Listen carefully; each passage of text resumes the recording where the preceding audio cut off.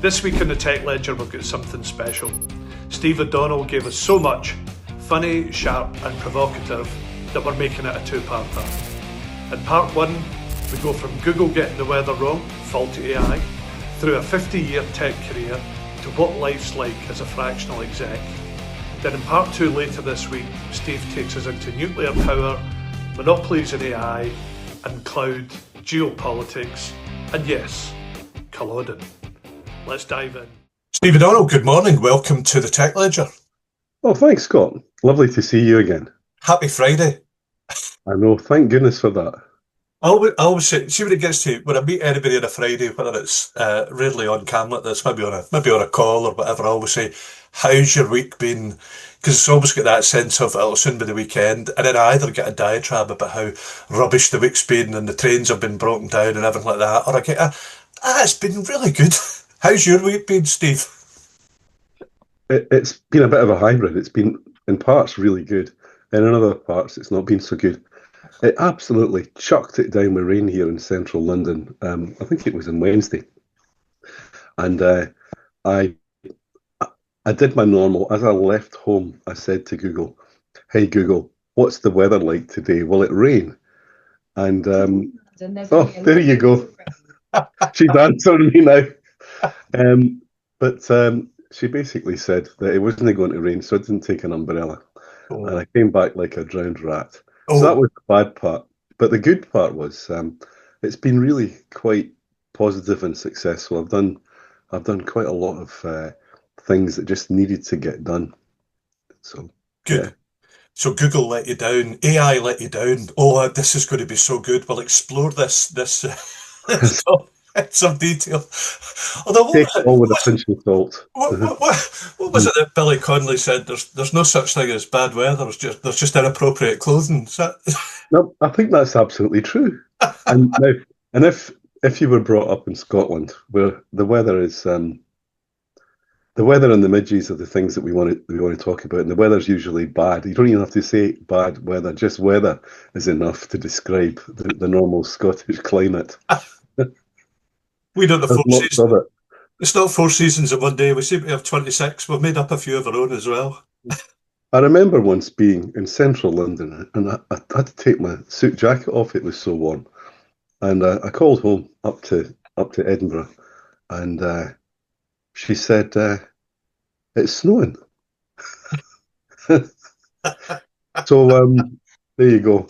That's the kind of Scottish weather. So it's great to have a Scotsman on here. Having had Andy Gummersall, England legend, which I think, as I said when I introduced that, it galls me to say it. I don't think anybody north of the border will be talking to me. So I like to get a bit of cultural diversity. I'm playing the diversity card already, Steve. So it's great to have a fellow Scot, one who, like me, took the King's Shilling and has been living in the southeast for many a year. Aye.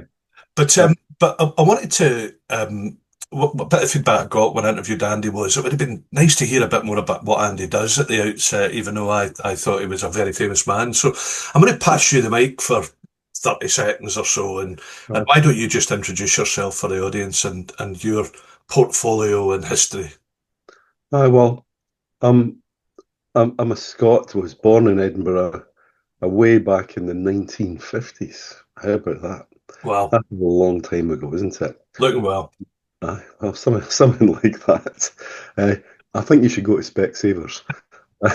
Okay, and I guess I'd call myself an engineer, a businessman, an entrepreneur, and someone who cares about society. So I like to do things that do good.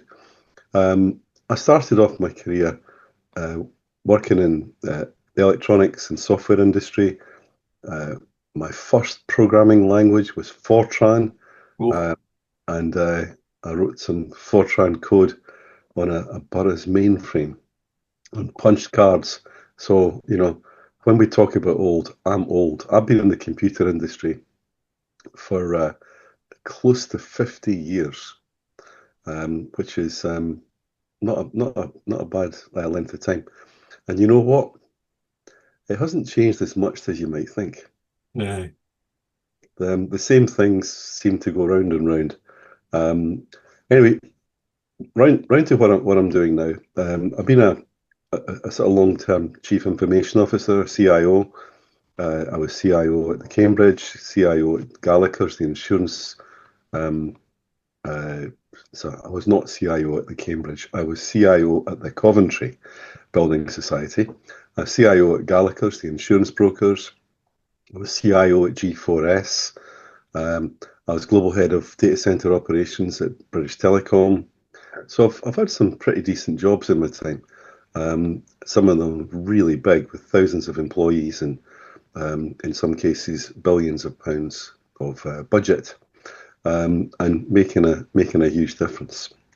And now I've come, I suppose, to the sort of second half of my career. That's the best way to put it, really. And I'm working doing fractional stuff. So non-executive director, board advisor, um, entrepreneur with a bunch of startups that I'm really interested and excited about, which is something I've been doing for quite a while. I've been involved in lots of businesses that have either worked really hard and then ran into the wall, crashed and burned, and that was the end of them. Thank you very much. All the money's gone. Um, and quite a few that have actually made it, either as a trade sale or as an IPO. Mm. So I've had a few interesting IPOs with Violin Memory, who went out on Nasdaq, um, and Fusion IO, who went out on the New York Stock Exchange. A few really interesting advisory roles that I did, that I've done trade sales, and a couple that I've run myself that I've actually had quite interesting trade sales. Yes. Back in the day, I formed a management consultancy business, and I ran all the technical part of the merger between Price Waterhouse and Coopers and Lybrand. That was a really interesting gig, and it set me up for doing things in a very enterprise way. So there we go. It's a bit of a salting of ideas of things that I've been doing. That's it's a long list of really really interesting topics, and I prefer to use the word experienced rather than old, Steve. And you've got a huge amount of experience across a lot of different areas, and there's a lot of great areas that we could dive into there. But interestingly, I don't know, we don't know each other all that well. We've met a couple of times now, and I just want to talk to you a little bit about, before we get into some of the more chunky stuff we've done in the past, this point about the fractional portfolio thing. We mentioned it off cam there. Do you feel you're as, I don't want to lead the witness here, but are you as busy now as what you were 20 years ago when you were doing a full-time CIO or CDIO job back then? And how does work and life change when you go down the fractional route? Well, I think there's two possible options. One is that you don't actually achieve anything and you don't get any gigs, Right. in which case you spend all your time trying to win business, or you end up, I think, a bit like me, where your boots are pretty full. And I would say I'm probably busier now than I've ever been in my career. Um, and one of the things about being fractional, I think, is that you can actually pick and choose how much effort you put into each of your roles. So you work with colleagues who are involved in a particular gig, and you can do an hour a month, or you could do um, 23 days a month, depending upon what's actually going on and what the needs are. So, but overall, I think I'm probably busier now than I've ever been. Um, and also because my fractional career is pretty international, um, I find myself having Zoom calls at midnight and uh, Zoom calls at 4 o'clock in the morning, if I'm, talking to Asia, Yeah. uh, and so on. So it's all encompassing. But then again, you've also got the flexibility to say, no, I'm actually I'm going to go and cut the grass, um, or do whatever it is that you need to do. Uh, I don't know about you, but and you've been doing this a lot longer than I have, but because you're more experienced. But I actually, I love the diversity of it. I Right. think, like I think when you're in a big job, doing a big job, like the consistency of it's good, it's fine, you get into things and stuff like that. But there is a kind of not monotony about it, but you know what I mean? Especially if you've been in a job for 3, 5 years, I know that roles evolve, tech evolves, Right. stuff like that. But I love the jumping from a coaching call to an interview to a startup conversation about Right. we're bootstrapped. How do we get some money in here? How do we go and talk to people? How do we pitch? And then back to the kind of some of the Yeah, bigger jobs. The diversity of it's great, isn't it? it is. And I think there's another side to it, Scott. The other side is that when you're in a full-time enterprise job, there's a lot of politics. And politics burn time Yeah, and they burn emotional energy as well. And I think one of the things that happens in a fractional role is that you leave all that behind. yeah, And what I find is when I'm having a conversation with a colleague in one of my fractional roles, it's not unknown for me to say, "You're pissing me off. Can we can we stop playing politics and actually get on with serving customers and doing the right thing?" yeah. And I think it's actually good to be that direct. And it's one of the reasons that bringing in a fractional person is really healthy for an early stage business, or even a sort of a mid-market business, Mm, because you can cut through the nonsense and actually get down to what's really important. Because your fractional guy or girl hasn't got the time to mess around with all this stuff. mm. No, I think that's a really good point. And do you know what? Again, we could talk about this a lot longer because I think a lot of people get to a certain point in the career and they think, hey, I'm going to go portfolio, I'm going to go fractional, I'm going to be a Ned. Right. And actually, do you know what? It's quite a tough thing to do, A, to make that transition, but B, to think differently about how you work. And you're absolutely right. I hadn't quite thought about it in those terms, but how do you handle the politics? Time is so precious, especially if you're moving around between, different stakeholders. I think your whole own working dynamic has to change fundamentally, and it takes a while to get in it. It's actually, it can be quite tough to start off with. Um, well, I think there's a couple of levels of tough. Mm, The first tough is getting your first paid, formal non-executive role. yeah. Um, and what happens is if you haven't got one, um, it's a bit like you haven't been to the right school or whatever. You're just not going to get in. You're not in the in crowd. But once you've got in, then your level of credibility fundamentally changes Mm, because people recognise that the transition's been made. And just a couple of points for people who are listening to this. Um, if you're going to go fractional, this is not something that you can play with. mm, This is something that you've actually got to go for. You've actually got to go all in. And that is your LinkedIn profile, your CV says, I'm a fractional person. I'm not looking for full-time employment. mm, Full-time employment's not on the cards. It's not something is of any real interest to me. Um, and when you do that, it's kind of like jumping off the cliff without a parachute mm, because, oh my God, how am I going to make an income?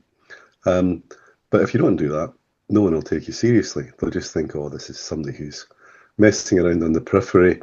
They're not committed. So that's really, really important. Get committed and get into it. And then the next barrier that gets in the way is if you've been in an executive role for a while, um, particularly at senior roles, you tend to be fairly directive. That is, do this, do that. I know what I'm doing. You cannot do that if you're non-exec because actually you're you're giving guidance rather than direction, and you're giving governance and oversight. So you're looking at what folks are doing, and you're a bit like an auditor. You're actually criticizing in the real sense of the word, not you're a bad boy. Um, this is okay, but actually that would be better, or this is not actually standing up to the regulations. and you need to remediate it.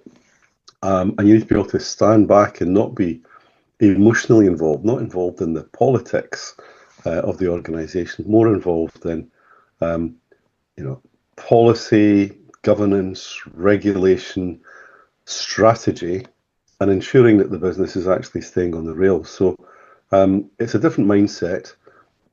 And if you haven't got that mindset, you won't succeed. And if you're not prepared to commit to getting into that and saying, this is how I am now, you're not going to break through the first barrier. Breaking through the first barrier um, is critically important, and it can take a while. In fact, it can take quite a long time to be differentiated enough to win a gig. So most of the juicy non-executive roles, there can easily be 1,000 applicants for them. Yeah. So this is it's a bit like being. This sounds arrogant. It's not, honestly. It's a bit like being a top-end professional sports person. There's only a small number of opportunities, and it's tough to get one of those opportunities. Yeah. Most people who try will not succeed. So don't set your heart on it. Um, but if you've got it, go for it. Yeah. So I think that's brilliant. I would add one other thing, just and it's been important for me, and I know that you do this a lot as well. I think you got to keep learning, and you got to be prepared to learn new things. So you might think, oh, I've been, the grand fromage for 30 years now. I've got so much to give to society and companies, la la la. But I think even to the extent you got to go back to school. I've probably done as much learning, and I mean, paid for going out doing qualifications in the past 18 months. I mean, as you know, and we'll talk about this a little bit, I bang on about the environment and sustainability and ESG and all these things. And I thought once I started doing this, rather than it just being the emotional jock getting on his soapbox and, telling everybody that they've got it wrong, I thought, no, I should find out something about this, and I did a course, a Mm. proper course. I know I keep saying this, I'm not an expert in it at all. I'm an enthusiast with a t-shirt, but that's just one example. I think if you're going to offer back to something, to startups, to enterprise, you got to be current, and that means not just. And I know you're an avid reader, and I know you're an avid publisher on LinkedIn. I read your LinkedIn posts 10 times a day, and I probably only get through half of them. Mhm. But you got to read, but you got to learn. You got to go to school. You got to do things that mean that you can go from that list of 1,000 applicants down to a short list of five to get the Yeah, gig. that's absolutely right. And I think lifetime learning is a fundamental precept. If you want to stay alive and fresh, you need to be a lifetime learner. Otherwise, you're going to put your slippers and your pipe on and um, sup a pint of brown ale and just die in front of the telly. And I'm afraid that's not me. I'm No. going to get taken out of a Zoom meeting in a box. That's the way I think about it. Oh, and hopefully on this bright, sunny Friday morning, it's not this one, Steve. I No, can I never. hope I've got a few more decades in me yet. Um, So, but so, so, so sorry, go on, go on. I don't know. So I was just lifetime learning is important, Yeah. and I think actually it's easier to learn now, and because um, there's much more information that's easily available. You talk to the average uh, Gen Z or millennial, and they feel able to achieve pretty much anything, regardless of gender. So I've seen, early 20s girls with the hood up on their car actually doing quite major surgery because they've learned how to do it on YouTube. Mhm. And, you know, if everybody across society can do that, we crusties need to be able to do it too. And it is easier because you can find out things on YouTube, although some of them are pretty superficial. But if you use AI properly, there are huge opportunities to learn really rapidly because one of the things that AI is particularly good at is summarizing and doing research on things that might take you weeks to achieve, and to be able to summarize and do it pretty much instantly. Yeah. So I think it's really helpful, and we ought to do it. And I think for me particularly, I've I think that one of the reasons that I've been successful in my career is because I've been a Renaissance man, and I mean by that I've been able to straddle multiple areas of expertise. I've been able to learn about different technologies and different business processes and different businesses, and become pretty knowledgeable in them, and then be able to join up what I've learned in engineering with what I've learned about governance and marketing and sales, go to market, the oil industry, financial services sector, regulations, all these sorts of things. Be able to span these different areas and actually use the learning from them to be a good resource, a good Yeah. individual to actually help things happen.